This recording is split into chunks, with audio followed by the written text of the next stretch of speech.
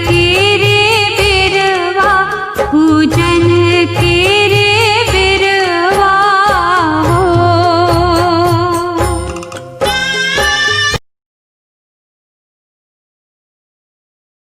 Shanti, this is श्रुति सिंह। और आप लोग कैसे हैं? आई होप, आई विश कि आप लोग हमेशा ठीक रहें, स्वस्थ रहें और हमेशा हंसते रहें।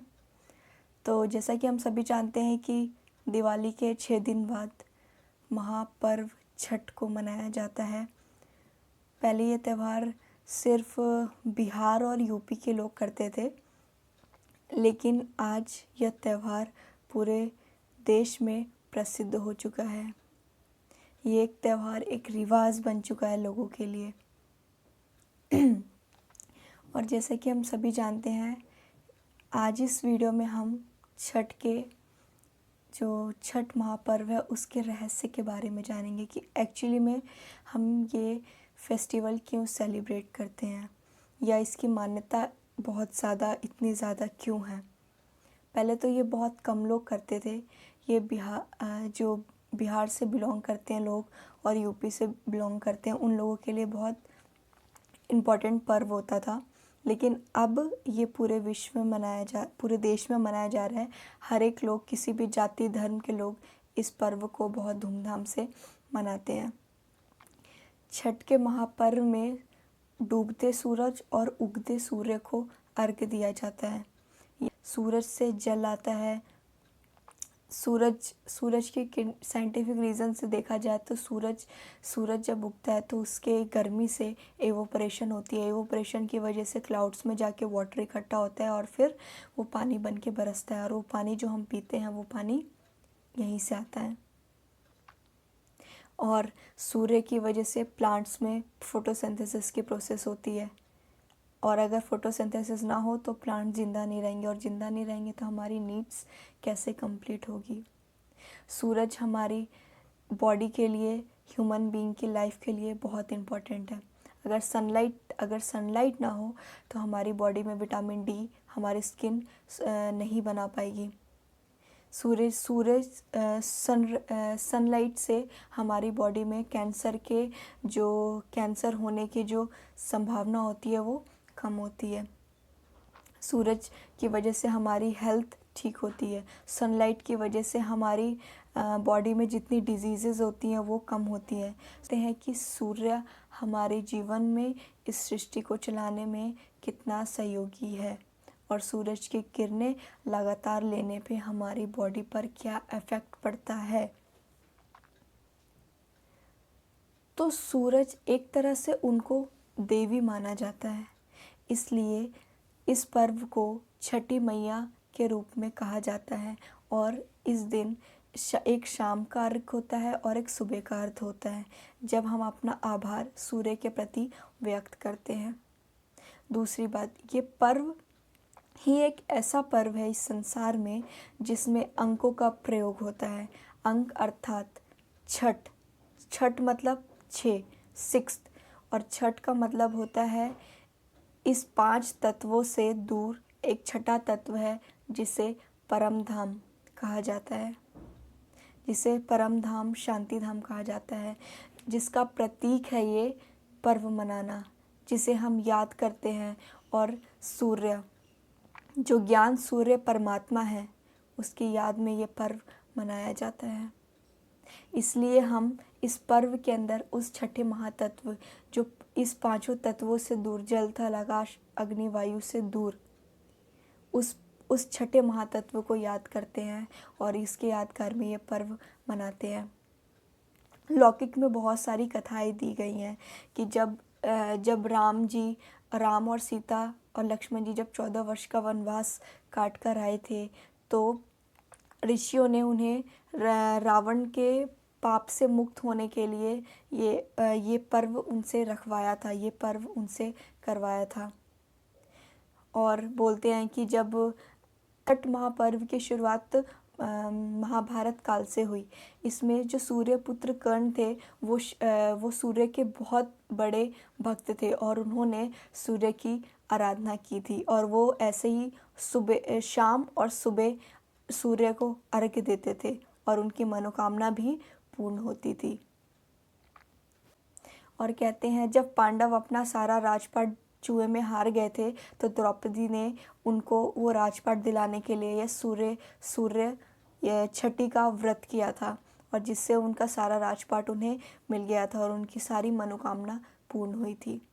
सारी कथाएं बहुत प्रसिद्ध है इस महापर्व को लेकर।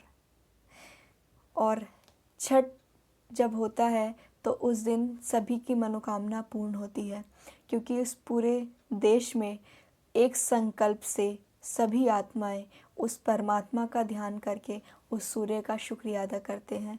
और जहाँ संगठन होता है वहाँ शक्ति होती है, और जहाँ संगठन शक्ति दोनों होती है वहाँ हमेशा विजयी होती है। तो विजय और संकल्प को सिद्ध कराने में ये सभी का संकल्प बहुत सहयोगी होता है। और उस छठी मैया से हम जो भी प्राप्त करना चाहते हैं वो हमें प्राप्ति हो जाती है। इसलिए छठी को बहुत ज़्यादा मान दिया जाता है।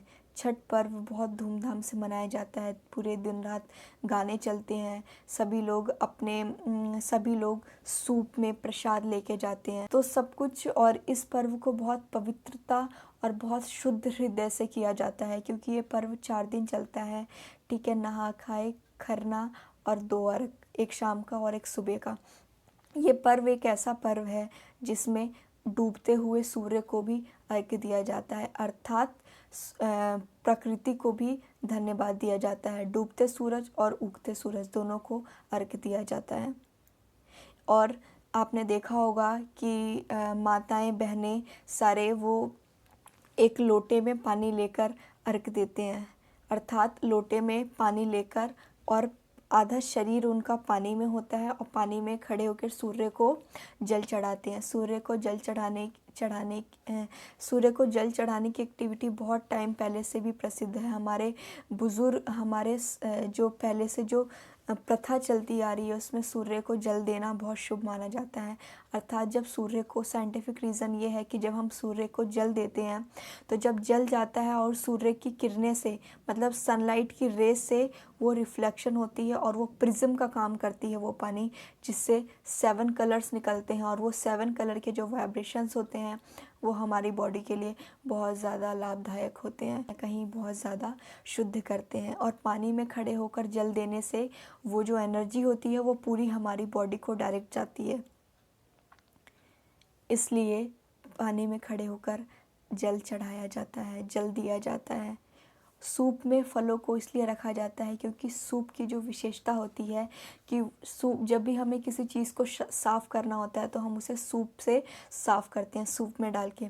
अर्थात सूप एक ऐसी चीज़ होती है जिससे कचरा बाहर आ जाता है, और जो मेन चीज़ होती है वो कचरा बाहर आ जाता है। तो इसका अर्थ ये है कि हम परमात्मा की, या हमारे दिमाग में जो भी हमारे दिमाग में जो कचरा भरा है वो साइड हो जाए, और इसीलिए हम उस पवित्र भाव से परमात्मा को भोग या परमात्मा को अर्पण कर सके।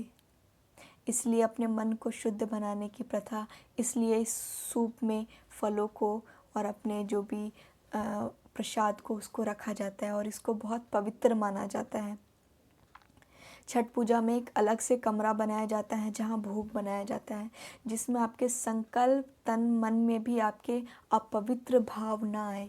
इसलिए जो इस व्रत को करता है वो उस घर में अलग कमरे में ही सोता है, अलग कमरे में ही रहता है। अर्थात आपके संकल्पों में भी अपवित्र, किसी व्यक्ति को लेकर अपवित्र संकल्प न चले। इसलिए इस पर्व की मान्यता बहुत ज़्यादा है। इसलिए इस पर्व को बहुत पवित्र भाव से बनाया जाता है, और इसका प्रसाद बहुत पवित्र भाव से बनाया जाता है। और लोग अपनी मनोकामनाएं, उनकी मनोकामनाएं छठी मैया ज़रूर पूरी करती हैं। और ये पर्व बहुत धूमधाम से आज पूरा विश्व, पूरा देश मनाएगा। तो मेरी आप लोगों से यही रिक्वेस्ट है कि क्यों ना हम भी उस प्रकृति का धन्यवाद करें, है ना। क्यों ना हम भी उस ज्ञान सूर्य, उस परमात्मा का धन्यवाद करें जिन्होंने हमें ये सृष्टि, हमें जीने का एक ज़रिया दिया है। तो आज आप सभी लोगों को दिल से छठ की बहुत सारी दुआएं, शुभकामनाएं। छठ मनाना अर्थात इस सृष्टि पर परमपिता परमात्मा का ज्ञान सूर्य बनकर हम आत्माओं को तृप्त करना, हम आत्माओं को अपना ज्ञान देना। जो शिव बाबा हैं वो अपना ज्ञान देते हैं हम आत्माओं को, इसलिए उनको ज्ञान सूर्य कहा जाता है। और ये पर्व इस ज्ञान सूर्य को मनाने का, उनके आने की खुशी मनाने का भी प्रतीक है। इस पर्व को अच्छे से मनाएंगे और सच्चे से मनाएंगे और अपना ध्यान रखेंगे, सोशल डिस्टेंसिंग मैनेज करेंगे। और आप सभी लोगों के लिए दुआ है कि आप लोग हमेशा स्वस्थ रहें, ठीक रहें, हैप्पी रहें और ऐसे ही इन्वायरमेंट का थैंक यू करते रहें, धन्यवाद करते रहें। Thank you so much. ओम शांति।